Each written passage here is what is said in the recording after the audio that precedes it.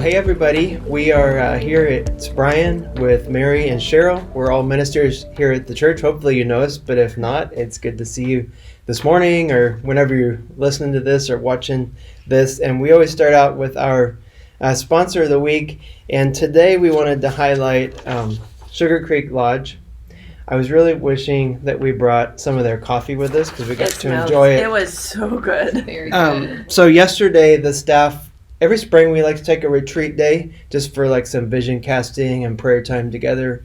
And yesterday was a really good day, and we were hosted by some new attendees to our church, Mark and Deb Strid. I think that's how, I've never asked them how to pronounce their last name. I think that's it. Okay. And they are, you can see why they're in the hospitality ministry because selling it. Yeah. Yes. And their career has kind of been in hospitality as well. And so maybe one of these days we'll get to just bring them in and highlight them here on the podcast. I think they'd be great people to invite. But we wanted to say thank you to them. I think that they watch our stuff. Before they started attending here, they told us they used to watch services online. And so they're probably watching this, and we want to say thank you. I don't know if either of you have anything to say about that, our retreat yesterday or anything. First of all, it was a perfect day. It was gorgeous. Beautiful. It was sunny. It was a great setup for both gathering as a group and talking together and being together. It was also perfectly set up for splitting off to have our individual prayer time and feel like you were private and you could speak to God even out loud without somebody else intruding. And they were the perfect hosts. They were there when we needed them and not there when we didn't. And it was like magic. They appeared and took care of things. And it was the old Timberlake golf course that they have purchased and redone and remodeled and are turning into a retreat spot. And it was a beautiful day. It was a beautiful day together, to be together as a team, just talking and reconnecting. And sometimes our lives are going in so many different directions. It's great to just stop and say, hey, wait, who are we to each other, and who are we to the church, and what do we do well and what do we need to work on? So it's great. Well, yeah, like I say, I really hope we can highlight them. Maybe we could even do an on location someday out there. But it was really surprising to me. I knew I'd seen a few pictures. Mark had talked to, actually both of them were at Rotary one time, but it was like 3 years ago. Yeah. So there's been a ton of work done out there. And I was like, man, this is a top-notch Christian retreat center. Yes. Comparable to probably about anywhere we've been, to be honest. So, and it's right here outside of Moberly, 3 miles outside of Moberly. So it's really cool. So last week, the reason I'm hosting today is I preached, and that's kind of the way we're doing this because we do our weekly recap. And Sunday, I just took us through a quick survey of the three chairs of our story and how they align with the three circles of the gospel. And I'm not going to rehash all that here, but just to say it was a reminder to me as well as all of us, we need to be ready with something we've memorized and have practiced. Not that it's like recited as a ritualistic kind of thing or whatever, but that it's comfortable to us and we can share it at a moment's notice when someone needs it. Because like the story I was sharing, usually you don't anticipate the way God's working. Like it usually just comes out of nowhere, and if you don't like own your faith, you're not prepared for that to happen. So I think sometimes too, just practicing it makes it clear in your mind, and you start thinking about how it comes across to somebody else, and it helps you refine it and make it more concise and more understandable. Yeah, absolutely. You mentioned doing it in under, I think it was 3 minutes, and so the more you practice it, the easier it becomes to share that story, and even more naturally. Yeah, and I mean I practice my sermons out loud multiple times for that reason. Like if I'm going to own that, or like say having command of what you're teaching, I have to. Not everybody has to do that, but I have to. I know Daniel does that. We hear him sometimes practicing snippets of his sermon with the door open. We kind of already know what the sermon is, but that he does some of the same thing to make sure it's going to come out the right way. And that's what you're doing when you practice your story, is just getting comfortable with it. And so that was kind of a survey. And if you didn't, we always post everything online, as we say every week. So if you weren't here, feel free to go back and download the bulletin for last week, because if you haven't done that, it's kind of a fill in the blank of the 3 circles and chairs, and you can do that at any time. So that's our recap. Our top 3, we want to get into those for this week, and this week was kind of hard to pick because I had more than 3, but I narrowed it down to 3, and I was just hoping everybody agreed with what the top 3 are. The number 1 I put on there partly because Mary was going to be on here today, and partly because we haven't announced this, to my knowledge, anywhere. So talk about your Israel trip meeting. We've only announced it on the podcast here when Walt and I were here together. But Walt and I are leading a trip to Israel at the end of December this year into January of the next year. And if that was something that has piqued your interest, or in the past you thought, I would like to do that, we are going to have an informational meeting this coming Sunday, April 23rd, after each service in room 206. It will have to be pretty prompt because I have to get to my next kid's responsibility. But if you have questions, if you want to know information, we'd love to have you there to answer questions. Walt will be our guide while we're in Israel, and we've kind of planned it for the mature person. So there's a few less things that we're trying to do each day and more time to be there and enjoy them and to soak it in. And so we would love to have you join us on our trip. There's brochures on the front welcome kiosk and more right outside my office if you're at the church looking for one. But we'd love to have you join us this Sunday, April 23rd, like 10:20 to 10:40. And then after the second service for about 20 minutes again, just to ask questions and get more details. Okay. So hopefully several of you watching this are going to think over going on that trip. I know someday, I've told Mary this isn't the time in my life that's going to work, but someday I want to, and someday it'll happen. Second announcement is about Yao and I Love Camp, and the camp season is, it'll be here before we know it. We have a little time, but Mary's also going to talk about Yao and that work day. So Yao stands for Youth Orientation Weekend.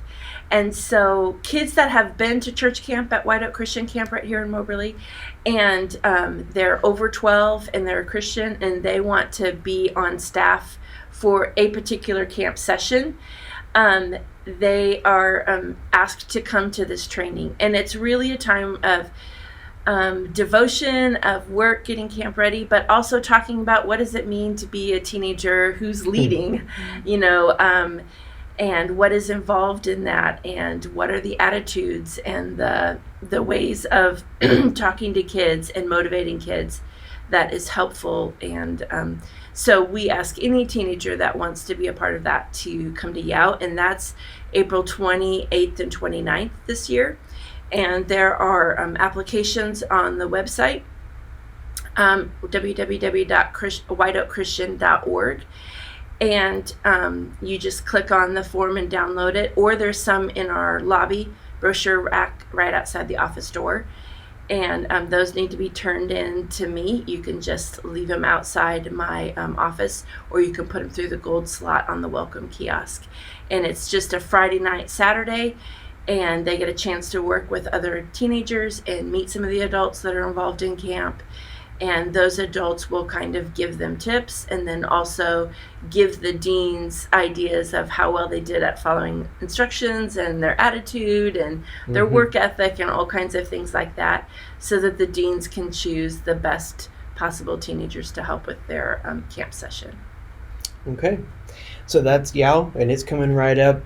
And the Mental Wellness Connect, Cheryl is here to kind of highlight our counseling ministry today, but she's most involved of any of us in this event. So you talk about, that's coming up the next Saturday, Yeah, not this one. April 29th, Mental Wellness Connect. This is our third year to offer this event, and it just brings awareness to mental health and the different service providers that are in our area. We've invited them.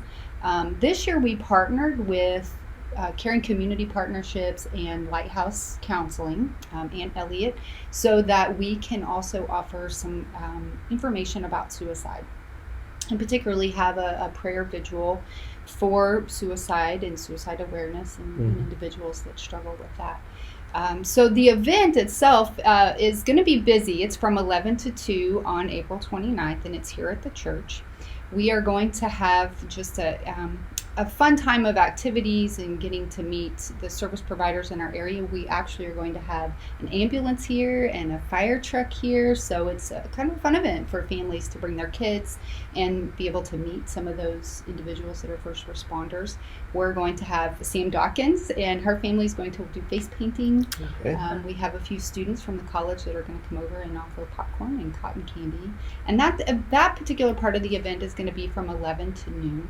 At noon, we are going to have a few individuals speak from their lived experience with suicide. Mary Jo Colley is going to share just her experience of walking with family members who have completed suicide or died by suicide. And then Myrna Whitley is a survivor, and she's going to share her story as well. And she works with family services, so we're really excited to have these two ladies share from their lived experiences. We will have a few ministers here from area churches to offer devotional and lead us through that prayer time. And then at 1 o'clock, if you're sticking around for the entire event, or you would like a free lunch and learn some more about suicide, we are going to have a free lunch provided at 1 o'clock for those that register. And Elliot with Lighthouse Counseling is going to walk us through conversations for suicide-safer homes, and just bring some information to us and how we can better prepare ourselves for working with individuals who have suicidal thoughts. Okay. So we're really looking forward to that. In order to, like I said, in order to get that lunch provided, we want to make sure we have enough for everybody. We have some sponsors that have paid for those lunches, but you just need to register. We have the event online on the Church Center app, and then if you go to our Facebook page, there's a place to register for that as well. The event itself, you don't have to register for. Come join us, and then if you're wanting that lunch, just register. Yeah. Okay, so those are our top three: the Israel Trip meeting this week, and then YOW Camp Workday and Mental Wellness Connect all on one weekend, as usually happens, but that's just the way it is, especially during these peak times of year. We're trying to squeeze things in before summer stuff starts. Yeah. So okay, so our spotlight today really is Cheryl and the counseling ministry. We think that people know what services we offer, and yet we talk to people all the time that have no clue what services are offered through Timberlake Counseling. And so I thought it would be good to just, real briefly touch on that today. And the first thing is, I don't remember how long Timberlake Counseling has been going on. When did we start that? 2014. Oh, wow, Yeah. okay. It's been a few years, Yeah. and started out as just ministerial counseling, pastoral care. Yeah. And as I moved along and received my licensure, and we brought Bethany Weibert on as a licensed provider, we've moved into therapy and offering those services. Yeah. So I know we didn't talk about what we wanted to even include in this segment ahead of time, but one thing that I would like you to say from your perspective is just what's the purpose of a church hosting or housing a counseling ministry in-house? Because there's different ways of doing counseling ministries, and at least during this phase of this ministry, it's been something that we do out of this building. And what are the benefits of that you see? Well, we all know mental health continues to rise, the needs of it and addressing it. But one of those spaces is recognizing our spiritual health can be impacted if we're struggling mentally and emotionally. And so being able to recognize the mental illnesses or just struggles. Sometimes it's not an illness, but there's just some struggles of transitions or anxieties or maybe a little bit of depression that's showing up that's very temporary for individuals, but it creates a barrier for them to continue to grow spiritually as well. So I think that there's an aspect of being able to connect those. And I think the beautiful thing about psychology, many times there's that space where we want to make it science very separate from what happens in our Christian understanding. And as we continue to uncover processes that are happening in science and psychology, we can go to Scripture and see how God has already spoke to these things at such deep levels. So there's a space to be able to connect our spiritual well-being with our mental well-being. And I'm so grateful that we can offer that here as we address the needs of individuals. Yeah. Well, and of course, it goes unsaid sometimes within the office, but yesterday we were kind of sharing positives of each ministry spot and things, and one of them is certainly having a place to refer people who go beyond what I or Daniel or Mary or whoever really that's mentoring somebody or doing a certain level of counseling with somebody. Ministerial counseling, especially for me, has a limit of what I can really help somebody through. So having somebody to refer to is awesome. And of course, there's sometimes we refer outside of this building to Cheryl sometimes even refers people to somebody with a different specialty or whatever. But it's nice to be able to have, for a lot of the issues that we do encounter, Cheryl and Bethany right here in the building, different days of the week, to be able to refer to. I think it'd be good for people to hear, like, what are the areas that you maybe excel in, but either you or Bethany, like what are the primary, I don't know the right word, but types of clients or types of issues that you address? Oh, that's a great question. Both of us work with individuals one-on-one.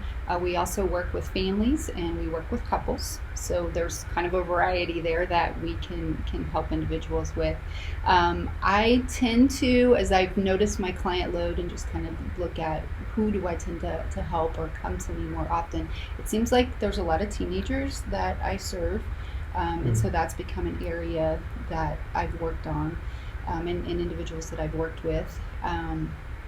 I think we tend to look at, as I mentioned, anxiety and depression seems to be the top two, and statistically, that's what we see as well. But we also look at the approach of how do individuals need help. So both Bethany and I utilize the processes of cognitive behavioral therapy, and that's very much supported by Scripture. But we also both very much say some of this comes from the past. And so we work with individuals with past traumas, past experiences that are maybe leading to the situations that they're currently experiencing now. So both of us look at the past and the present to help individuals navigate towards the future and helping them set the goals. Where do you want to go from here? And so then we work through those necessary situations to be able to get them on the path that they desire. Yeah. Well, I know I just appreciate our counseling ministries. Yesterday, I know you used the word wholeness. Their approach of talking about wholeness, and that your physical health, your mental health, your spiritual health are often intertwined. Not in every way, but in other words, I'm not a person that says all sin leads to some kind of mental health, or that it has to be one or the other. I didn't say that very well, but there's people that argue, I think, extreme positions on those things, like, oh, we should never have a counseling ministry. It always goes back to some heart issue. In no way is this a church that thinks that we should separate all these things.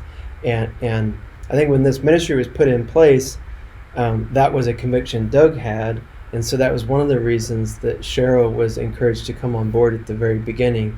Is one, a lot of people were coming to him for issues that either he didn't have time or qualification to really address the way he wanted.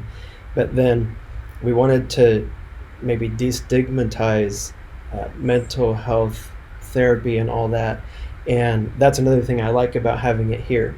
There's one lady that was talking to me in the lobby about that she left a church. Of course, we don't like stealing people from other churches. That's not our purpose at all. But she did leave a church because they basically didn't even recognize mental health, and she had some issues in her life going on. And we never want to do that. I know I've had to work through mental health issues. I know last year during my sabbatical, there was a guy out in South Dakota that we did some therapy that I didn't even anticipate, and it was very good for me, you know. And he was very skilled, as I'm sure Cheryl is, at digging into things that, well, you see this, but here's the 10 steps before that, what got you to this spot. And you don't even realize how you need that sometimes. So, anything else on that? I don't think so. You can go to the website and click on counseling if you want to read a little bit more about myself and Bethany, and some of the services that we provide and the certifications that we have to offer. Well, thank you. Yeah, sure. And thank you for what you do here. I know that I don't always say that, and we do appreciate it so much. I think it's kind of funny that some of the stuff we were talking about intertwines with what I was going to just leave everyone with for the blessing today, because I just have had, and I was yesterday in our retreat, we were supposed to share a little thing we prepared, and we didn't get to it, and this is part of that. We're going to share them at some point, but just what's God been speaking to you is what it was supposed to be about. And you know, Daniel and I planned way too much once again for the retreat, which we do every time, and didn't get to it all. But this was mine, is that the hardships, ups and downs of life teach us reliance. And we've been in a season, and there's not been any like huge dramatic things happen. Probably the situation with the foster baby going home has been the biggest one, and there's been grief and things there that we've had to work through. But we've just had like house problems and car problems, and I said every time we have a positive, there's at least been 2 negative things, sometimes the exact same day, that happen. And that affects my mental health. I don't always want to admit it, but like anxiety builds. This morning there was something going on I won't get into last night, but my anxiety was high, and I never wake up early on my own. I always have to have an alarm. I'm not a morning person, and I woke up at like 10 till 5 and couldn't sleep. It's like all these are mental health things, and I said yesterday in the blurb I was supposed to read for everybody that I get self-sufficient. I think God uses these things, which aren't monumental, earth-shaking things, but they pile up and they bug me, because I like to control things. Like, I really do. I plan well, I prepare, I save money, and then it's like everything recently that I did that for has not been panning out perfect. Usually it all gets smoothed over, but it's just, there's been a lot of barriers, I guess. And I was reading this verse, Jeremiah chapter 17. Thus says the Lord, cursed is the man who trusts in man and makes flesh his strength, whose heart turns away from the Lord. He's like a shrub in the desert, and shall not see any good come. He shall dwell in the parched places of the wilderness, in an uninhabited salt land. But then, blessed is the man who trusts in the Lord, whose trust is in the Lord. He is like a tree planted by the water, that sends out its roots by the stream, and does not fear when the heat comes, for its leaves remain green, and is not anxious in the year of drought, for it does not cease to bear fruit. And so I think God's been teaching me, yeah, I want you to prepare and be responsible and all this, but you still have to rely on me. And I don't know that, I'm not saying God's purposefully causing these things to happen, but he's using it in that way. So if you're in a season of drought, or in the time of testing, or your car keeps breaking down, or whatever it is, just keep connected to Jesus, the water of life, because I looked and I was 8 days behind on my Bible reading and stuff, because I let these things consume me, and then I don't sleep as much, or don't go to bed on time, or whatever. And like the first thing I got up this morning and read spoke to my situation. It calmed me down. I'm like, one way or another, these thousands of dollars will all pan out and it'll be okay. Don't fear when you feel like you've been put through the fire.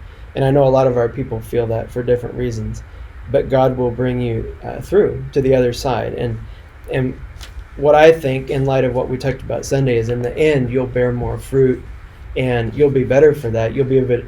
I said another thing positive about this is we have people in our church who struggle with these things all the time. And sometimes I look and I'm like, oh, they didn't prepare well, or they didn't do this or that. And that's not always the case. Sometimes people are just going through a drought season or a testing season. And it's helped me empathize and see how, their attitude this day being off or whatever it is, sometimes they have very good reason, because I've been in that spot the last few weeks. So I think the benefit to those hard times too, though, is spoken from the voice of someone older than both of you, is that you see how God has provided in the past in difficult times when you felt over your head and it was too hard and there was no way forward.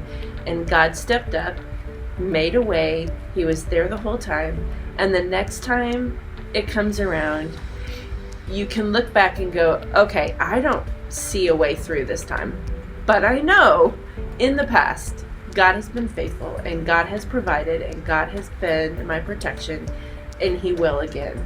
And I am so grateful for longevity in being able to look back and say, okay, I've learned this lesson before, I need a refresher course, but He has proved Himself faithful, and He will again. And I'm grateful for that ability to look back and remember and say, okay, it's hard. It's very hard.